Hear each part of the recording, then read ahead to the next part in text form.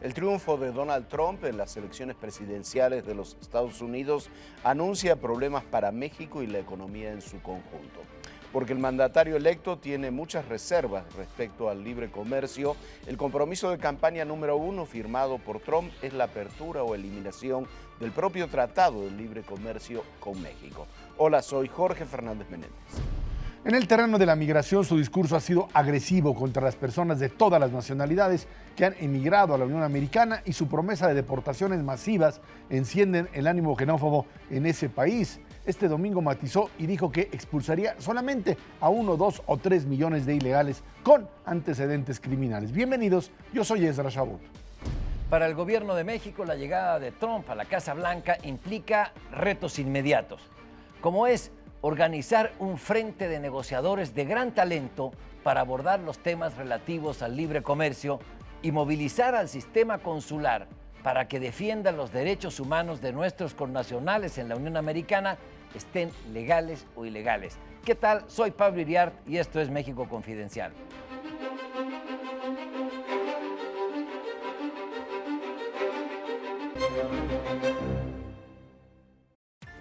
Ya es un hecho que Donald Trump será el próximo presidente de los Estados Unidos y más vale tomar en serio todas sus advertencias, amenazas o planteamientos, como se le quiera ver, en torno a México y el libre comercio y la migración. Son dos temas en los que hay que prepararnos para una negociación y para tratar con un vecino que por lo visto está enojado.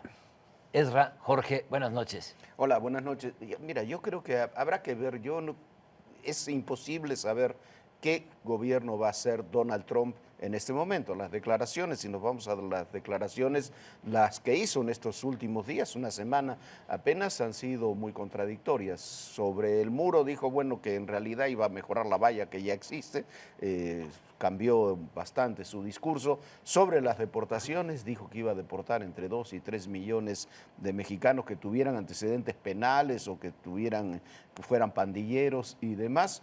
Es el mismo número que ha deportado durante su administración Barack Obama, 2,5 millones, 2.400.000 lo que ha deportado Barack Obama.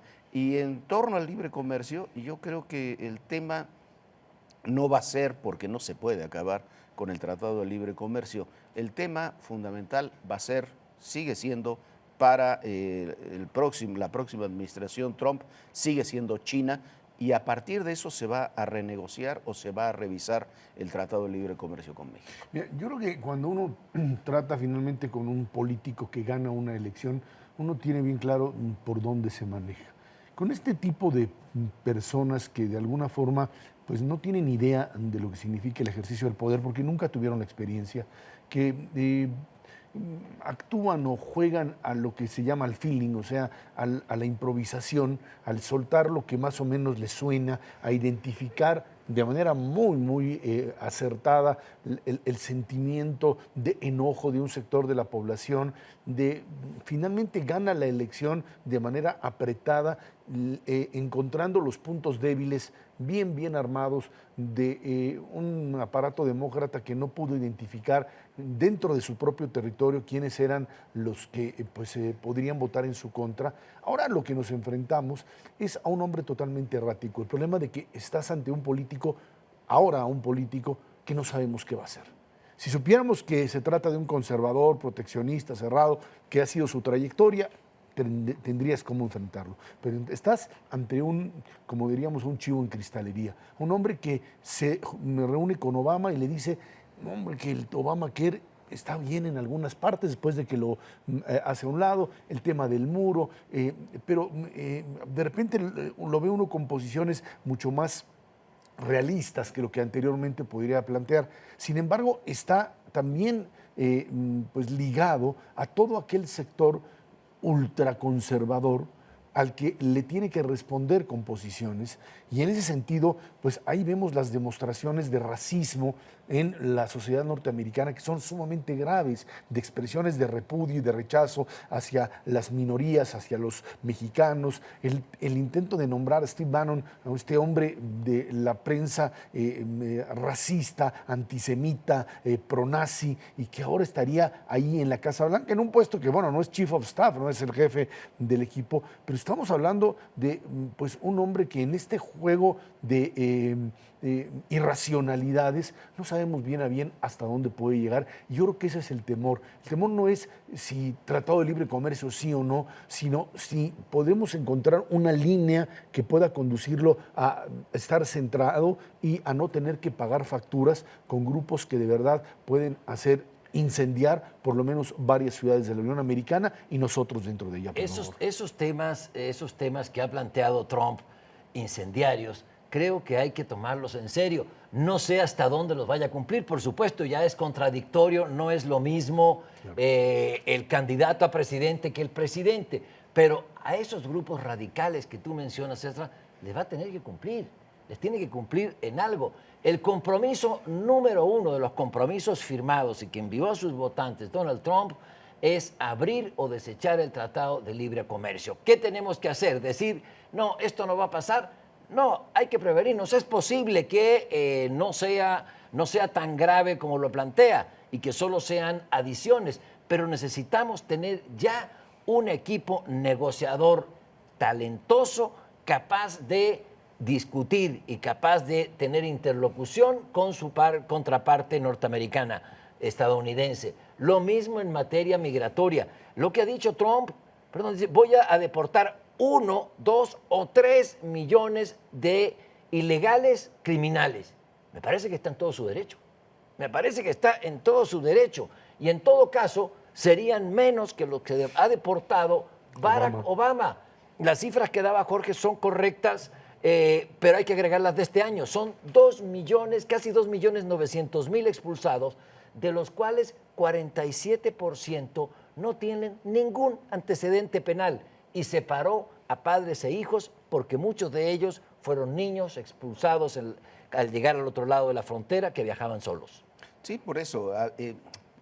Yo no sé, yo creo que el compromiso número uno de Donald Trump no es el Tratado de Libre Comercio. Hay problemas mucho más graves, geopolíticos, globales, que trascienden el Tratado de Libre Comercio. Pero coincido plenamente, no solamente en migración y no solamente en Tratado de Libre Comercio.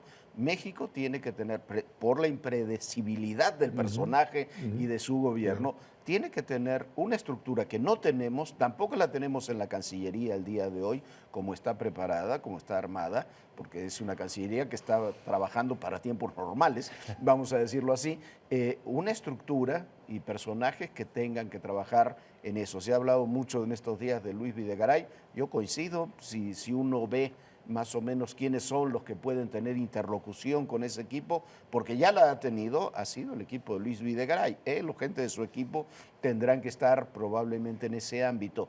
Pero me parece que el punto fundamental es tener ese equipo, comenzar a negociar, comenzar a ver cuáles son las cosas, pero asumiendo que lo que vamos a negociar es el Tratado de Libre Comercio, pero es el Tratado de Libre Comercio en relación a muchos otros problemas. El problema para Trump es China y estuve platicando con gente cercana a Trump en estos días y me daba un ejemplo que yo creo que es paradigmático de este tema. Dice, a ver, México tiene 50.000 millones de dólares de superávit en el comercio con Estados Unidos. Ustedes tienen 50.000 millones de dólares de déficit en el comercio con China. Quiere decir que 50.000 es un simplista, 50.000 millones de dólares de Estados Unidos se van vía ustedes a China. Eso es lo que queremos cortar. ¿No? Para cortar eso va a haber que negociar.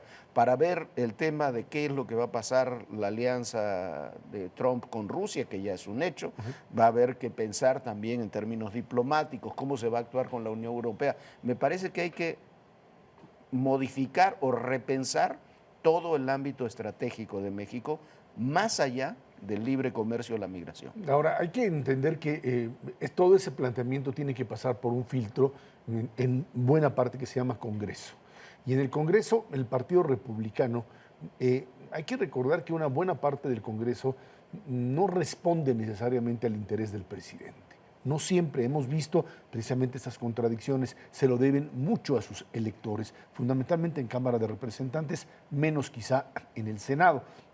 Y esto nos lleva a que incluso cuando se dan estas pugnas, tratar de convencer al Senado de modificar con medidas proteccionistas el Tratado de Libre Comercio afectaría directamente a los propios estados de la Unión Americana. Es que quizás no se van a meter medidas proteccionistas. Lo que quieren es que se tomen medidas en otros ámbitos. Claro, pero lo que te digo es que el gobierno mexicano tendría que empezar a hacer lo que no se ha hecho durante mucho tiempo, que precisamente Trump ha estado tratando de evitar, que es que los grupos de presión, el lobbying como tal, empiece a funcionar. Hay que recordar, lo primero que hace el primer ministro canadiense Justin Trudeau es decirle, señor, por favor, ¿usted quiere negociar el Tratado de Libre Comercio? Con muchísimo gusto. Nada más le recuerdo que hay 40 estados de la Unión Americana que le venden a Canadá una cantidad enorme. Usted quiere cerrarlo, no hay ningún problema, lo hacemos. Los que se van a ver dañados son ustedes. Por eso es que Canadá ni se menciona. Hay que empezar a tener, porque además Canadá sí lo tiene y México no, toda una estructura que pueda negociar directamente en términos reales y con la fuerza que se tiene, porque la tiene México, pero no la ha podido organizar frente a ese tipo de realidad. Y yo creo que eso sería importante. Me preocupa en el terreno migratorio. No el número. O sea, me parece que Obama ha sido terrible con México, ha sido el peor presidente de Estados Unidos para la migración mexicana, sino este ambiente xenófobo que se puede crear y que ya ha tenido algunos brotes de señalar al mexicano, de señalar al costarricense, de señalar al argentino que están allá en los Estados Unidos como un estigma, estigmatizar a lo de fuera. Y el empoderamiento de grupos radicales. Eso es lo que a mí más me llama la atención, pero lo que más me preocupa en este momento, la necesidad de fortalecer el servicio consular para proteger los derechos humanos de los nuestros, estén legales o ilegales. Sí, quizás es el rasgo. Todo lo otro son temas más de geopolítica que se van acomodando de una forma. Y eso es lo que provocó esta campaña, eso es lo que provocó una profunda división interna en los Estados Unidos, brotes de racismo, brotes xenófobos, antisemitas, que tienen que...